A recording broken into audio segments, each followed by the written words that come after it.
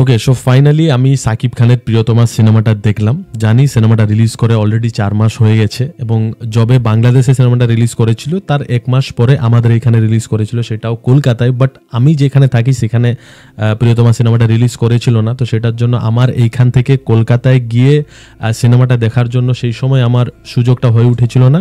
তারপরে ওটিটিতেও এসেছিল, বাট ওটিটিতে আমি দেখে উঠতে পেরেছিলাম না। সেই সময় এটা একটা বাংলাদেশি প্ল্যাটফর্ম ছিল, যে ওটিটি প্ল্যাটফর্মে এসেছিল, তো আমি দেখে উঠতে পেরেছিলাম না সামহাও। বাট আজকে আমার সামনে হঠাৎ করে প্রিয়তমা সিনেমাটা এলো ইউটিউবে, তো আমি সিনেমাটার সঙ্গে সঙ্গে দেখে ফেললাম। সত্যি বলতে এই প্রিয়তমা সিনেমাটার জন্য আমার মধ্যে সেইরকম কোনো এক্সাইটমেন্ট ছিল না, বাট একটা ইচ্ছে অবশ্যই ছিল। কারণ সেই সময়ে এই প্রিয়তমা সিনেমাটাকে নিয়ে যেই পরিমাণে মাতামাতি হয়েছে, মানুষ যতটা পছন্দ করেছে সিনেমাটাকে, এবং বাংলাদেশে এই প্রিয়তমা সিনেমাটা কমার্শিয়ালি অনেক বড় একটা হিট সিনেমা হয়েছিল। তো যারা যারা দেখেছে তারাও এই সিনেমাটাকে নিয়ে অনেক প্রশংসা করেছে। তো সেই সব দেখে সোশ্যাল মিডিয়াতে প্রিয়তমা সিনেমার মধ্যে শাকিব খানের যে একটা লুক ছিল, একটা বয়স্ক লুক ছিল, সেই সমস্ত কিছু দেখে এই সিনেমাটাকে দেখার জন্য আমার মধ্যে একটা ইচ্ছে ছিল অবশ্যই, বাট সেরকম কোনো এক্সাইটমেন্ট ছিল না।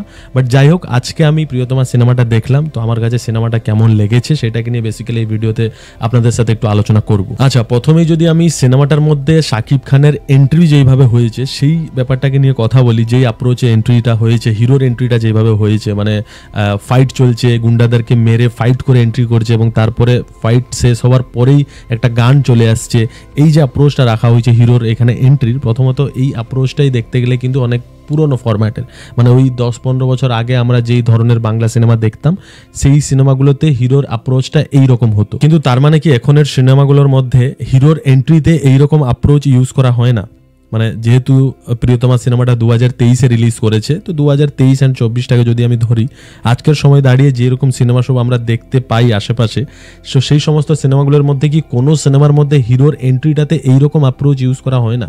অবশ্যই হয়, বাট তার মধ্যে সেটার এক্সিকিউশনের মধ্যে কিছু তো একটা নতুনত্ব থাকতে হবে। মানে সেই একইভাবে ব্যাকডেটেড ভার্জনে প্রেজেন্ট করলে তো হবে না, ব্যাকডেটেড ভার্জনে এক্সিকিউট করলে তো হবে না, আপডেট করতে হবে, না হলে তো তার মধ্যে কিছু নতুনত্বই থাকবে না। আপনারা দেখুন, এখানে সিনেমাটা যখন শুরু হয়, শুরুতেই সাকিব খানের এন্ট্রি সিকোয়েন্সটাকে যেভাবে ডিজাইন করা হয়েছে, সে পার্টিকুলার সিকোয়েন্সটাকে যেভাবে এক্সিকিউট করা হয়েছে, সে তোমরা সেট ডিজাইন থেকে শুরু করে কস্টিউম ডিজাইন অবধি কথা বললে, বা অ্যাকশন কোরিওগ্রাফ থেকে শুরু করে ডায়লগ রাইটিং অবধি কথা বললে, বা লুক অ্যান্ড ফিলটা যেরকম লাগছে সেই পার্টিকুলার সিকোয়েন্সটার, আমার তো দেখে যেন মনে হয়েছে আমি কোনো 10-15 বছর পুরনো একটা বাংলা সিনেমা দেখছি। এবং সেই এন্ট্রি ফাইট সিকোয়েন্সটা শেষ হওয়ার পরে একটা গান শুরু হচ্ছে, ঈদ সং, যেটা কুরবানি কুরবানি গানটা, সেই গানটা অডিও ওয়াইজ শুনতে গেলে তো বেশ ভালোই লাগছে। ইনফ্যাক্ট গোটা সিনেমার মধ্যে যতগুলো গান আছে সেগুলো অডিও ওয়াইজ শুনতে গেলে বেশ ভালো লাগছে, MP3 ওয়াইজ শুনতে গেলে, বাট ভিজুয়ালি দেখতে গেলে বা ভিডিও ওয়াইজ দেখতে গেলে সেই গানগুলো আবারও মনে হচ্ছে যেন 10-15 বছর পুরনো কোনো সিনেমার গান আমি দেখছি। মানে সেই রকমই ট্রিটমেন্ট করা হয়েছে, পুরনো সিনেমার মতো ট্রিটমেন্ট করা হয়েছে। ইনফ্যাক্ট দেখতে গেলে পুরো সিনেমাটার সিনেমাটোগ্রাফি বা ট্রিটমেন্টটা অ্যাকচুয়ালি পুরনো সিনেমাগুলোর মতোই, এবং সিনেমাটার মধ্যে যে স্টোরি লাইনটা আছে বা যে প্লটটা আছে,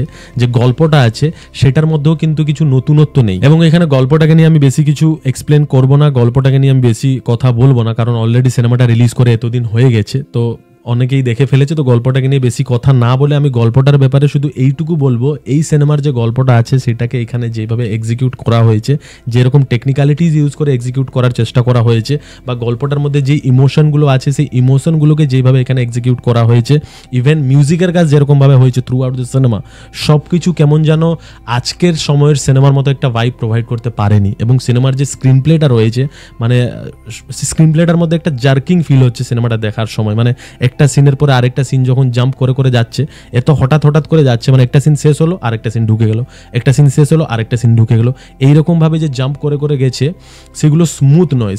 সিনেমাটা দেখার সময় থ্রু আউট দ্য সিনেমা সেই জার্কিংটা ফিল হচ্ছে। এবং গল্পটার মধ্যে কমেডি ফ্যাক্টর ঢোকানোর জন্য এখানে হিরোইনের ক্যারেক্টারটার মধ্যে রাইটিংয়ের থ্রু দিয়ে যে ব্যাপারটা রাখা হয়েছে বা লেখা হয়েছে, ব্যাপারটা যে হিরোইন ভুলভাল ইংলিশ বলে, সেই ব্যাপারটা এক তো সেই কমেডি ফ্যাক্টরগুলো এখানে ওয়ার্কই করেনি, তার উপরে আবার কিছু কিছু জায়গায় সেই কমেডিগুলো দেখতে ক্রিঞ্জ লাগছে। মানে অবশ্যই এখানে হিরোইন ইদিকা পল এখানে খুব ভালো অভিনয় করেছেন, বাট কমেডিগুলো দেখতে ক্রিঞ্জ লাগছে কিছু কিছু জায়গায়। তাছাড়া এইসব সত্ত্বেও সিনেমাটা যেভাবে শুরু হয়, প্রথম থেকে যেভাবে শুরু হয়, মানে সাকিব খানের দাদা মারা যাচ্ছেন এবং তার বাবার একটা অসুস্থতা হয়ে, মানে বাবা অসুস্থ হয়ে যাচ্ছেন এবং বৌদির ওপরে অত্যাচার হচ্ছে এবং টাকা পয়সার একটা ক্রাইসিস হচ্ছে, এই সমস্ত কিছু দেখিয়ে সিনেমাটা যেভাবে এগোচ্ছে প্রথম থেকে দেখতে খুব খারাপ লাগে না, কিন্তু 1 ঘন্টা দেখার পর কোথাও গিয়ে গল্পটা ফ্ল্যাট হয়ে যায়, স্পেশালি ভিলেনের জায়গাগুলো। এবার যদি সিনেমাটার মধ্যে শাকিব খান এবং ইদিকা পালের কেমিস্ট্রিটাকে নিয়ে আমি কথা বলি, তাদের কেমিস্ট্রিটার মধ্যে আমি সেরকম কোনো এক্স ফ্যাক্টর ফিল করতে পারিনি, যেরকমটা কি একটা সিনেমার মধ্যে হিরো এবং হিরোইনের কেমিস্ট্রির মধ্যে যেই এক্স ফ্যাক্টরটা ফিল হওয়ার কথা একটা অডিয়েন্সকে, সেই ব্যাপারটা আমি ফিল করতে পারিনি। অবশ্যই স্যাড সিকোয়েন্সগুলোকে বাদ দিয়ে, কারণ স্যাড সিকোয়েন্সগুলোর যে ইমোশন আছে সেটা যথেষ্ট ফিল করা যাচ্ছে, সেটা টাচ হয়েছে, সেটাও আবার ইদিকা পালের পারফরমেন্সের জন্য। আচ্ছা, গল্পটার মধ্যে একটা টুইস্ট ঢোকানো হয়েছে বা একটা ক্যারেক্টার আছে, দেখবে সিনেমার ডিউরেশন যখন 1 ঘন্টায় পৌঁছাচ্ছে, সেখানে একটা বড় বিজনেসম্যানের ক্যারেক্টারের এন্ট্রি হচ্ছে যে ভিলেনের সাথে ডিল করছে। প্রথমত আমি বুঝতে পারিনি যে সেই ক্যারেক্টারটার কি দরকার ছিল বা তার পোর্শনগুলোর গল্পটার মধ্যে কি দরকার ছিল। অবশ্যই পরে গিয়ে তার একটা টুইস্ট ধরা পড়ছে, সেই ক্যারেক্টারটার একটা টুইস্ট ধরা পড়ছে, বাট সেই ক্যারেক্টারটা বা সেই টুইস্টটা আমার কাছে খুব একটা ভ্যালুয়েবল মনে হয়নি। মানে আমার কাছে মনে হয়েছে জোর করে সেই টুইস্টটাকে ঢোকানো হয়েছে বা সেই পোর্শনগুলোকে ঢোকানো হয়েছে গল্পটার মধ্যে, গল্পটাকে আরেকটু স্ট্রেচ করার জন্য। এবং তারপর একটা সিকোয়েন্স আসছে যেখানে ভিলেনের ক্যারেক্টারটা সেই বিজনেসম্যানের ক্যারেক্টারটাকে নিজে থেকেই সবকিছু খুলে বলে দিচ্ছে।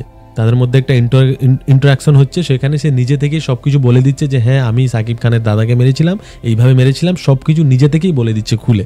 এবং তারপরে হঠাৎ করে সাকিব খান এন্ট্রি নিচ্ছে এবং সেখানে ফাইট হচ্ছে এবং ফাইট হতে হতে সে তার দাদার খুনের বদলা নিয়ে নিচ্ছে এবং সেই সিনটা হঠাৎ করে এন্ড হয়ে পরের সিনে চলে যাচ্ছে। আমি একটু আগেই তোমাদের বললাম এই সিনেমার মধ্যে স্ক্রিন প্লেটাকে যেভাবে ডিজাইন করা হয়েছে, মানে একটা সিকোয়েন্স শেষ হওয়ার আগেই আরেকটা সিকোয়েন্স ঝাটাক করে ঢুকে যাচ্ছে, মানে একটা সিনের পরে আরেকটা সিন যে যাচ্ছে সেটা স্মুথ নয়, সেই জার্কিংটা কোথাও গিয়ে বোঝা যাচ্ছে এবং এটা কিরকম স্ক্রিন প্লে আমি ঠিক বুঝতে পারিনি। বাট যাই হোক, তারপর সিনেমাটার মধ্যে একটা ট্র্যাজেডি আসে বা একটা ইমোশনাল পোর্শন আসে, যেই পোর্শনটা সিনেমার আগের যে পোর্শনগুলো আমি দেখে এসেছিলাম সেইগুলো থেকে এই লাস্টের এই পোর্শনটা, এই ইমোশনাল পোর্শনটা অনেক ভালো, তুলনামূলক অনেক বেশি ভালো। এবং সেই লাস্টের ইমোশনাল পোর্শনটাকে দেখে আমি বুঝতে পেরেছিলাম বা বুঝতে পেরেছি যে এই সিনেমাটা কেন এত বড় হিট হলো। এবং এই যে লাস্টের ইমোশনাল পোর্শনটা বা এই লাস্টের যে 40 মিনিটটা এতটা যে ভালো লেগেছে, তার কারণ হচ্ছে এই ইমোশনাল পোর্শনটার মধ্যেও একটা টুইস্ট আছে, যে টুইস্টটা খুবই পেনফুল এবং সেই ইমোশনটাকে, সেই পেনফুল ইমোশনটাকে এই লাস্টের 40 মিনিটের মধ্যে ডিরেক্টর খুব সুন্দরভাবে এস্টাবলিশ করেছেন। মানে সত্যি বলতে সিনেমাটা প্রথম থেকে দেখার সময় আমার যে ফ্রাস্ট্রেশনটা ফিল হচ্ছিল, যে ইরিটেশনটা ফিল হচ্ছিল, যে টর্চারটা ফিল হচ্ছিল, সিনেমাটাকে কন্টিনিউ করতে ইচ্ছে করছিল না, এতটাই ইরিটেট লাগছিল, সেই ফিলটাকে সিনেমার এই লাস্টের 40 মিনিট জাস্ট দূরে সরিয়ে দিল। মানে এতটাই ভালো লেগেছে আমার সিনেমার লাস্টের 40 মিনিট। আর অভিনয় নিয়ে যদি কথা বলি, to be honest, throughout the cinema এই সিনেমার মধ্যে যতজন অভিনেতা কাজ করেছেন আমাকে কারোর অভিনয় একটুও ভালো লাগেনি ইদিকা পালের অভিনয় ছাড়া। ইদিকা পালের অভিনয় আমার সিনেমাটার মধ্যে যথেষ্ট ভালো লেগেছে। ইভেন সাকিব খানের অভিনয় আমার একদমই ভালো লাগেনি। তবে এগেন লাস্টের সেই 40 মিনিটের পোর্শনটাকে বাদ দিয়ে, মানে লাস্টের 40 মিনিটটা আমার এতটাই ভালো লেগেছে, সিনেমার এন্ড অবধি পৌঁছতে কোথাও গিয়ে সাকিব খানের অভিনয়ও আমার আস্তে আস্তে ভালো লাগতে লেগেছিল। সো ওভারঅল আমার জন্য এই প্রিয়তমা সিনেমাটা আমি বলবো বিলো অ্যাভারেজ একটা সিনেমা। যেরকম ভাবে এই সিনেমাটাকে নিয়ে মাতামাতি হচ্ছিল যখন সিনেমাটা রিলিজ করেছিল, যেরকম ভাবে মানুষ উত্তেজনা দেখাচ্ছিল, যত বড় হিট একটা হয়েছিল বলে যেরকম একটা হাইপ ক্রিয়েট হয়েছিল সিনেমাটাকে নিয়ে যখন সিনেমাটা রিলিজ করেছিল, ততটাও ভালো সিনেমা বলে আমার কাছে মনে হয়নি। হ্যাঁ, যদি লাস্টের 40 মিনিটকে নিয়ে বিচার করা হয় সিনেমাটাকে, তাহলে সিনেমাটাকে একটা ভালো সিনেমা বলা যেতে পারে, কিন্তু খুব ভালো সিনেমা আমার কাছে মনে হয়নি। আমার কাছে বিলো অ্যাভারেজ একটা সিনেমা বলে মনে হয়েছে। লাস্টের 40 মিনিট আমার কিন্তু সত্যি খুব ভালো লেগেছে। যাই হোক, এটাই ছিল আমার প্রিয়তমা সিনেমা দেখার এক্সপিরিয়েন্স, যেটা আমি আপনাদের সাথে শেয়ার করলাম। যারা আমার মতো বাকি রয়ে গেছেন এই সিনেমাটা এখনো দেখেননি, আমাকে ইনস্টাগ্রামে একটা ইনবক্স করুন, আমি এই সিনেমাটাকে দেখার জন্য এই সিনেমার ইউটিউব লিঙ্কটা আপনাদের সাথে শেয়ার করে নেব।